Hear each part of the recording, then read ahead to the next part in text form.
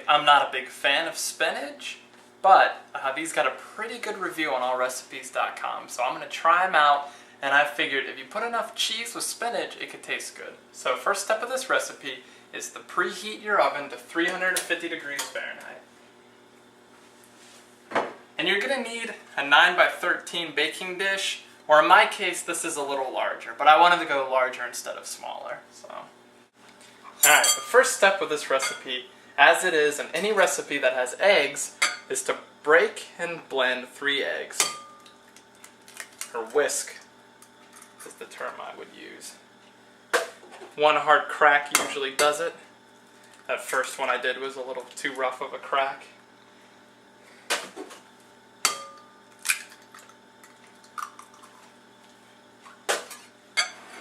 Whisk them together.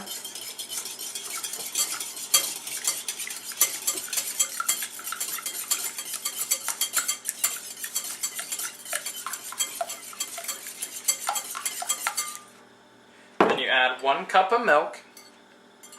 Whisk that in as well.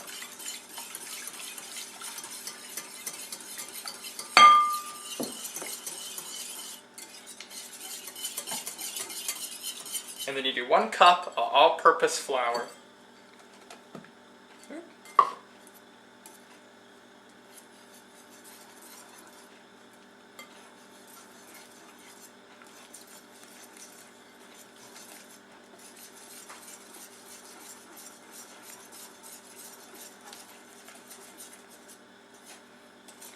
Make sure you whisk it good to reduce the lumps. In fact, adding it a little at a time is probably the best way to reduce lumps, which I kind of messed up on when I first poured it in. But just whisk it good and you'll get out most of the lumps. It's okay if there's some tiny ones in there, but it's kind of reminding me of pancake batter at this point.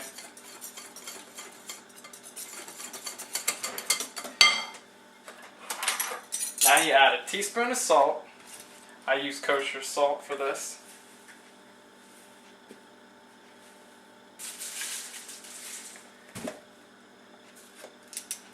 And in the recipe I'm using, it calls for half a teaspoon of ground black pepper, but just add in as much suits you, really. I don't want to go too much on this. That's probably enough for me right there. Then you whisk that in. Now you're going to need a teaspoon of baking powder, not soda, powder.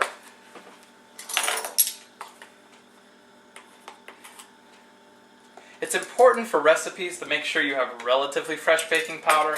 I mean, not over a year or 2 old, because about half a year ago I had a really old baking powder and it was rock solid, which is not good for baking. It won't work to its full potential. So you whisk in the teaspoon of baking powder. Then it calls for 1.5 teaspoons of minced garlic.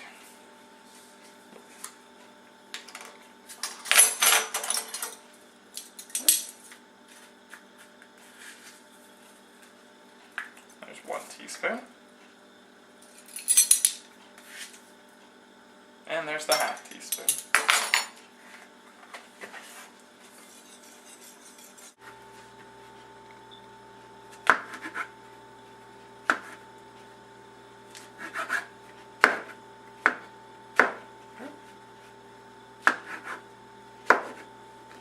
Chop means into some tinier pieces. You don't go too tiny, but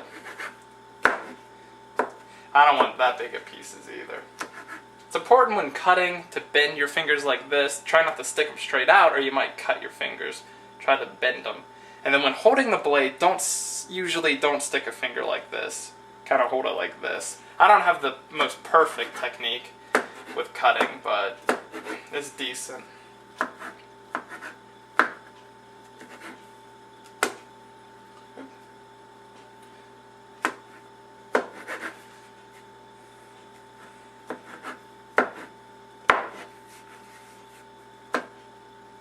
There, at this point I would say it's good. About that. So.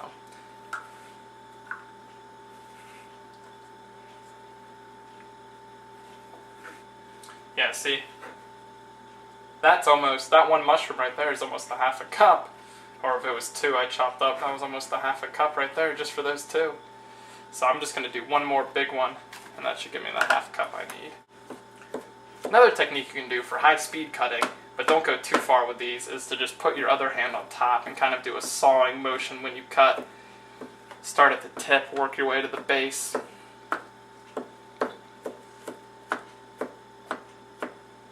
Make sure you go for the bigger pieces because you want them all to be about the same size. Alright, now comes the fun part. The onion. The teary-eyed onion. First, it's important to peel an onion. I like to remove a tip to expose some of the layers. Then you just want to peel off a lot of the skin. If you have a paring knife, a smaller, sharper blade, you can actually cut in and go around to get off the skin, but yeah, I don't mind peeling. Doesn't bother me.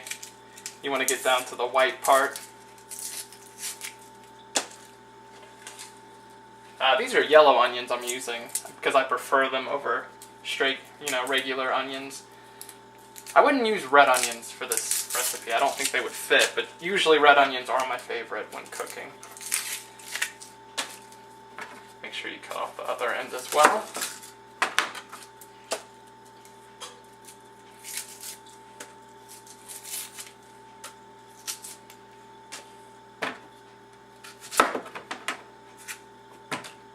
Okay, there. Now, one good tip, if you don't want your eyes to water, is to wash this with water.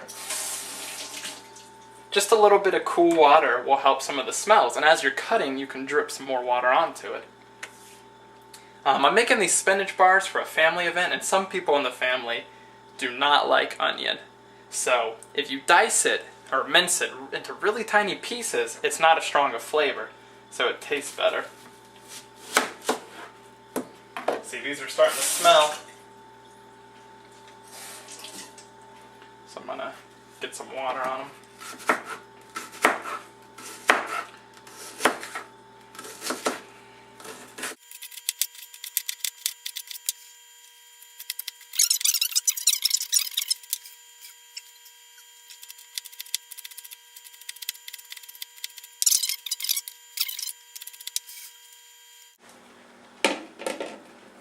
Before you add your 10-ounce package of your spinach to the mixture you made earlier with the eggs and milk, you gotta put it in a colander and drain it. Make sure you get all of it in there. I mean, these are spinach bars after all.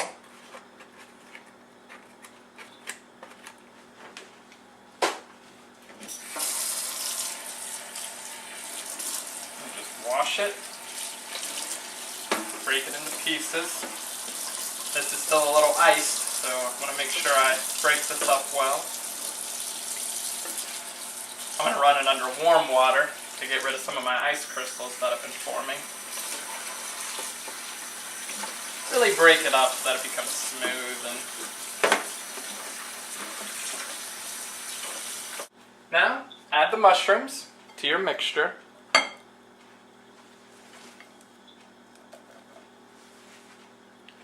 Stir those in there.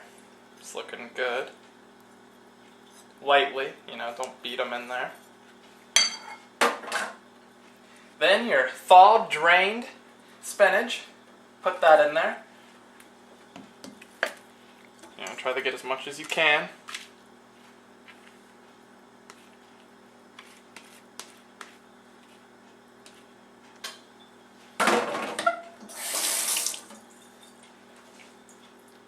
Stir that in lightly, try to break it up, disperse it evenly.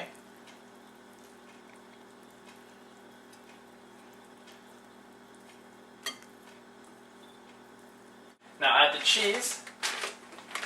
It's 4 cups of shredded cheese. Usually when you buy packages like this Crystal Farms cheese, it'll say 2 cups approximately on it, or 3 or 4 cups approximately. So I'm using 4 cups, which is going to be 2 bags of this, which is a lot of cheese. Crystal Farms is decent. It's cheaper cheese, so if you cook a lot, it's good to buy kind of more affordable cheese. I also recommend, if you're not the biggest fan of Crystal Farms flavor, or if you have more money, you know, good old local farmer's market. Get some of that cheese. Delicious, I'll tell you. Local cheese is pretty good too.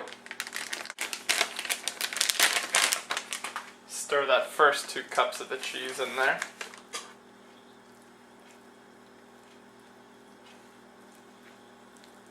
These shreds might actually be a little too big, to be honest, so if you shred your own cheese, I'd go a little smaller than this, although I really don't think it matters. It's looking good.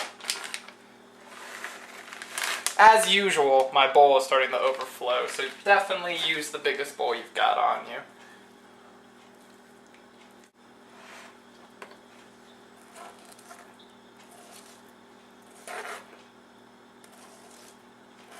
And you know what? I'm going to stop there, just to not upset the people who don't like onion. So really, I only used half an onion. Coat your 9 by 11, you know, 10 by 13, or whatever size pan you use. Should be a rectangle though. You're going to take your 3 tablespoons butter, and then pour it into your pan or glassware. Once you got that poured in there, even it out. This is kind of your non-stick for baking these, and it's going to give them a nice flavor on the bottom. It's going to make them taste great. So once you kind of have all that evenly dispersed in there, we can pour our spinach bar mixture into there. So.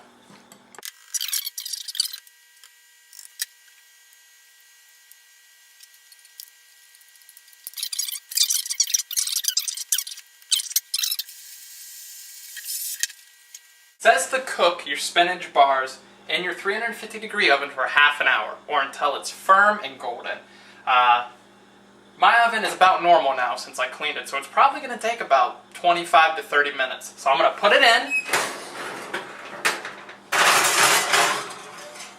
and I'm going to check on it in about 25 minutes and see how it looks. But you want it to be golden, you know, your cheese melted, and you want it to be firm.